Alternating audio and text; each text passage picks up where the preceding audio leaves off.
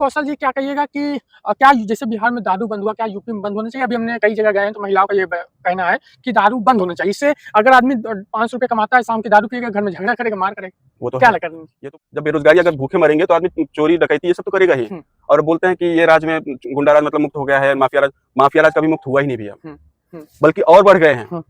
दिख नहीं रहे लेकिन और बढ़ गए हैं। आप कहीं भी देखिए भ्रष्टाचार है। लोक जन सोशलिस्ट पार्टी जो है एलएसपी, वो बहुत ही अच्छी पार्टी मुझे लगी। मैंने उसके बारे में बहुत सर्च किया, फिर मैंने ज्वाइन किया। मैं कुछ भी काम करने से पहले सर्च करता हूँ भाई कि ये पार्टी है कैसी या ये लोग हैं कैसे। तो मुझे लगा कि माननीय जो हमारे डॉक्टर वीरेंद्र विश्वकर्मा जी हैं, बहुत ही अच्छे राजनेता हैं और समाज के प्रति उनका बहुत अच्छा विचार है, सोच उनका बहुत अच्छा लगा, उनकी विचारधाराएं मुझे बहुत अच्छा लगा, उनसे बहुत प्रेरित हुआ मैं। तो मुझे लगा कि इनके साथ जुड़ने से कुछ समाज का कल्याण ही होगा। और कुशल पांडे जी का जो बयान था सामाजिक मुद्दे हुआ था, जिस तरह आज अपने देश में दोहरा चरित्र अपनाया जा रहा है। विदेश में बच्चे पढ़ रहे हैं, अपने देश के अपने प्रदेश और देश के मंत्री विधायक के बच्चे विदेश में, जो आम जनता के बच्चे हैं सरकारी हॉस्पिटल में पढ़ रहे हैं। दोहरा चरित्र, ये दोहरा चरित्र को बंद करने के लिए नौजवानों की जरूरत है। तो हमारे बीच युवा है, तो युवाओं को राजनीति में आने की क्या जरूरत है? जरूरत है बदलाव, मेन चीज है बदलाव। क्योंकि जो पुराने हैं वो सिर्फ अपना देख रहे हैं और अपने परिवार का देख रहे हैं। परिवर्तन कुछ है ही नहीं। रोजगार, युवा जितने हैं भाई लोग सब रोजगार बेरोजगार बैठे हैं, उनको रोजगार मिल ही नहीं रहे। बस हर साल हर सरकार जब बनती है, सरकार चुनाव आता है तो सब बोलते हैं भैया हमें करा दो, तो हम ऐसा रोजगार लाएंगे वो लाएंगे। आज तक किसी ने कुछ किया ही नहीं। मैं बताया ना कि आज का समय ऐसा चल रहा है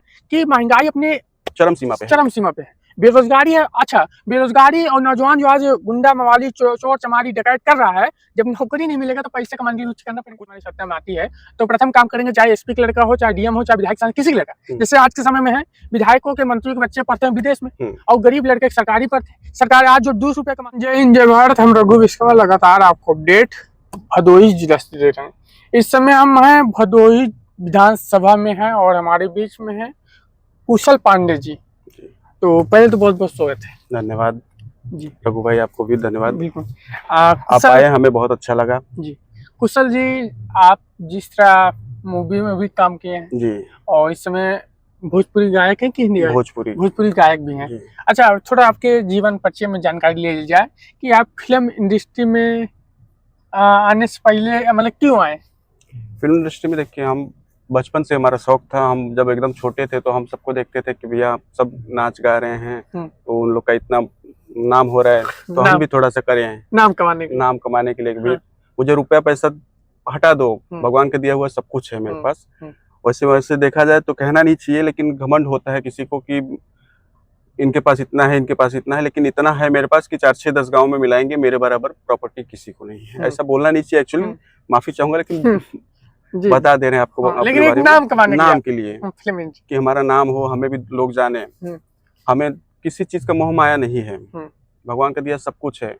अभी हम चाहते हैं कि चलो इंडस्ट्री तो अपनी जगह है, अभी हम चाहते हैं कि समाज में कुछ हम करें, क्योंकि हम देख रहे हैं समाज में परिवर्तन नहीं हो पा रहा है। कितनी सरकारें आई और गई, जो अंग्रेजों का राज था उसके बाद में जब हमारा देश आजाद हुआ, कितने सरकारें बनी, सिर्फ एक झांसा देते हुए, गरीबों को तसल्ली देते हुए कि भैया हमें बना दो, हम जीतेंगे तो हम ऐसा करेंगे, हम जीतेंगे तो वैसा करेंगे। सिर्फ अपना ही बना रहे हैं, गरीब और गरीब होते जा रहे हैं, जो अमीर है वो सिर्फ लूटता खाता जा रहे हैं।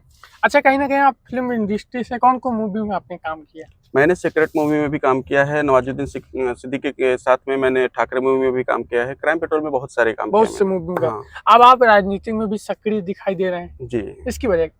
इसकी वजह यह है कि अच्छा, राजनीतिक क्यों जरूरी है? और आप तो युवा भी हैं, कितने साल के हैं अभी आप? हम 35 के। 35। तो मान लो नौजवान युवा है, तो युवाओं को राजनीति में आने की क्या जरूरत है?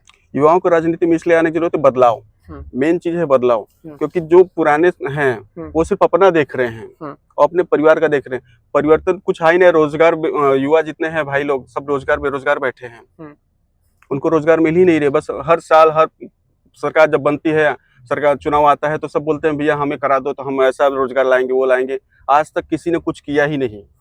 हमारे यहाँ देखिए रोड कितने खराब हैं, इतने विधायक बने, लेकिन किसी विधायक का नाम तो नहीं लूंगा मैं, इतने विधायक बने लेकिन सब लोग बस झांसा दिए कि हम ये करा देंगे, हमें आप सपोर्ट करो, हम जीतने के बाद ये बना देंगे, हमारी सरकार बनेगी तो ये कर देंगे।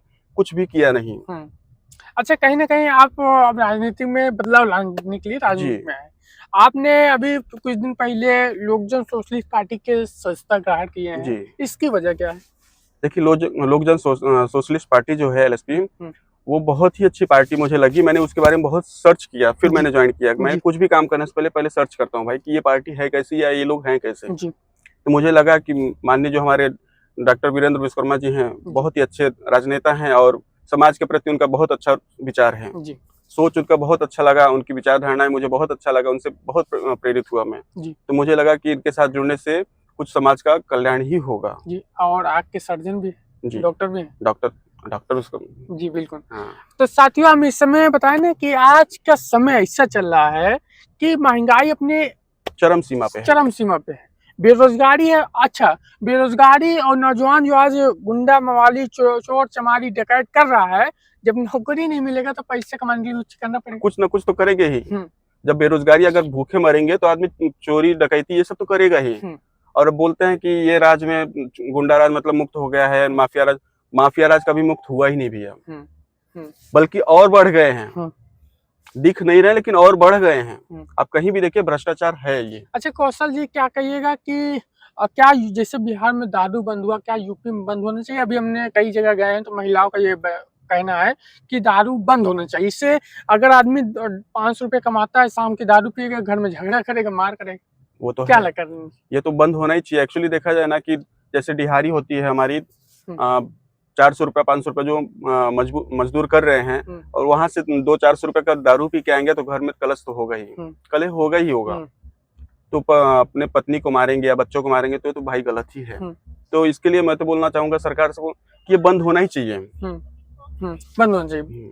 अभी एक चीज और बता दें, अभी अब पिछले दिनों में आपके पार्टी के लोग, कई लोग बोले अगर पार्टी हमारी सत्ता में आती है तो प्रथम काम करेंगे, चाहे एसपी का लड़का हो, चाहे डीएम हो, चाहे विधायक सांसद, किसी का लड़का, जैसे आज के समय में है विधायकों के, मंत्रियों के बच्चे पढ़ते हैं विदेश में, और गरीब लड़के सरकारी पढ़ते। सरकार आज जो 200 रुपये कमाने वाला है वो प्राइवेट स्कूल में पढ़ाता है, उसको भरोसा उठ गया है कि सरकारी स्कूल में ये तो है। देखिए पढ़ाई नहीं होता। हम भी जब छोटे थे तो हम भी यहाँ, देखिए हमारे बीरापट्टी में है प्राइमरी स्कूल, यहाँ भी हम पढ़े हैं। बहुत अच्छा पढ़ाई होता था, बहुत बच्चे आते थे। इतने बच्चे थे कि हम लोग बगीचे में बैठ के पढ़ाई होती थी, मास्टर भी अच्छे से पढ़ाते थे। तब वो कांग्रेस की राज थी। फिर उसके बाद में बोला गया कि भैया ये सरकार बनाओ तो फिर ये मतलब अच्छा होगा। अच्छा कुछ हुआ ही नहीं, बल्कि आप अभी जाके देखेंगे मुश्किल से 50-100 बच्चे होंगे। उस टाइम मेरे हिसाब से लगभग 1000 बच्चे पढ़ रहे थे। अच्छा, जो ये भाजपा सरकार चाहे किसी सरकार के बच्चे आप देखेंगे, उनका जो इलाज होता है अच्छे उस हॉस्पिटल में होता है। सरकारी हॉस्पिटल में जाएंगे तो लंबी लाइन लगाना पड़ेगा, उसके बाद उनके बच्चे विदेश में पढ़ेंगे। और आप अगर डीएम एसपी सभी के बच्चे सरकारी स्कूल में पढ़ना चालू कर दें तो ऑटोमेटिक बदलाव हो जाएगा, ऑटोमेटिक होगा। और सरकार देखिए कुछ भी हो, सरकार बच्चे को अगर लाती है या कोई डॉक्टर लाती है, अगर सरकारी हॉस्पिटल में कोई डॉक्टर आता है तो वो भी हजारों में से नियुक्त होकर एक आता है, तो सोचिए वो कितना टैलेंटेड होगा। आप प्राइवेट में, हमारी मानसिकता हो गई, हमारी विचार अलग हो गई कि भैया हम प्राइवेट में जा रहे हैं तो हमें अच्छा सब कुछ मिलेगा फैसिलिटी, लेकिन सरकारी में भी अच्छा मिलेगा। डॉक्टर अच्छे हैं। इच्छा इसलिए नहीं हो पाता है कि वहाँ पे अपना अच्छा होता तो विधायक सांसद भी अपना इलाज कराते हैं। सोचने वाली बात है ना, वही कराएंगे अच्छे हॉस्पिटल में। और गरीब के जनता, आप कभी गए होंगे, आपको सरकारी हॉस्पिटल में दवा भी तो मिलता है, बिल्कुल मिलता आप वहाँ पे सिर्फ नाम लिस्ट लिख के दे देंगे, बाहर से आप दवा लीजिए। ये तो बंद होना चाहिए। देखिए ये डॉक्टर भी आजकल ऐसा हो गया है ना कि उनका सेटिंग हो गया है कि हम बाहर मेडिकल खोल के बैठा है कोई, तो हम आपको लिखते रहे, हमें परसेंटेज वहां से मिलना चाहिए। ये बंद होना चाहिए। पहले नहीं था ये, पहले जो भी था दवा मेडिसिन वगैरह गवर्नमेंट सरकार से ही मिलती थी, अंदर ही जो काउंटर रहता था। अच्छा, आप विधानसभा की तैयारी भी कर रहे हैं, तो चुनाव लड़ने क्या तरह है? चुनाव हम इसलिए लड़ रहे हैं कि जो पहली बात हमें रोजगार लाना है। हमारे विधानसभा में बहुत से ऐसे हैं, या हमारे देश की बात करिए तो हमारे इसमें बहुत से ऐसे बेरोजगार बैठे युवा साथी जो कि पढ़ाई अच्छे खासे किए हैं लेकिन बेरोजगार बैठे हैं बेचारे। उनके लिए कुछ रोजगार लाएंगे हम, कहीं ना कहीं से ढूंढ के हम अपने विधानसभा में अच्छी फैक्ट्रियां डलवाएंगे जिससे उनको रोजगार मिल सके। और हमारे बुजुर्गों के लिए, जो किसान हैं, उनके लिए भी हम अच्छा सोचेंगे। अच्छा, कहने का आप विधानसभा चुनाव लड़ने के लिए कब से तैयारी कर रहे हैं आप? हम पिछले 5 वर्ष से ही 5 वर्ष से क्षेत्र में लगे हैं। पहले किसी बार चुनाव लड़े हैं कि नहीं? पहली बार लड़ रहे हैं? नहीं, देखिए हम लड़े नहीं है, लड़ाए हैं। अच्छा, लड़ाए हम लड़े नहीं है। अच्छा। लेकिन लड़ाने के बाद भी अगर जिसको हमने सपोर्ट किया वो भी बोला चलो हम जीत जाते हैं पांडे जी तो हम ऐसा करेंगे वैसा करेंगे, लेकिन जीतने के बाद बंदा अपना ही देख रहे हैं तो मतलब ही क्या है। तो हम खुद ही मैदान में उतर गए भैया, हम अब किसी पे भरोसा नहीं कर सकते, हम खुद ही करेंगे। बिल्कुल। तो साथियों, आपने देखा कि कुशल पांडे जी हैं जो कि भदोई विधानसभा ना, तो भदोई विधानसभा से चुनाव की तैयारी शुरू कर दिए हैं और लगातार हम कुशल जी से जानने का ये भी प्रयास किए हैं कि अगर उस सत्ता में विधायक बनेंगे तो आप प्रथम क्या करेंगे? प्रथम बच्चों के लिए अच्छा शिक्षा का व्यवस्था करेंगे, अच्छे रोजगार आएंगे कि और जो प्राइमरी स्कूल में हैं पहले उनके देखेंगे कि भैया यहाँ पे बच्चे क्यों कम हो रहे हैं, पढ़ाई अच्छे से नहीं हो रही है, क्या प्रॉब्लम है। वो झांसा नहीं देना कि भैया हम 2 किलो राशन दे दिए तो हम, ऐसा नहीं, पढ़ाई अच्छा होना चाहिए। राशन के उस पे मत जाइए आप, पेट तो भरेगा ही, लेकिन जब पढ़ेगा बंदा कहीं आगे बढ़ेगा। बिल्कुल। तो साथियों, आपने देखा कि कुशल पांडे जी का जो बयान था सामाजिक मुद्दे हुआ था। जिस तरह आज अपने देश में दोहरा चरित्र अपनाया जा रहा है, विदेश में बच्चे पढ़ रहे हैं, अपने प्रदेश और देश के मंत्री विधायक के बच्चे विदेश में, और जो आम जनता के बच्चे हैं सरकारी हॉस्पिटल में पढ़ रहे हैं। दोहरा चरित्र, ये दोहरा चरित्र को बंद करने के लिए नौजवानों की जरूरत है। तो हमारे बीच आप बने रहिए, तो आपके बीच जय हिंद, जय भारत। जय हिंद।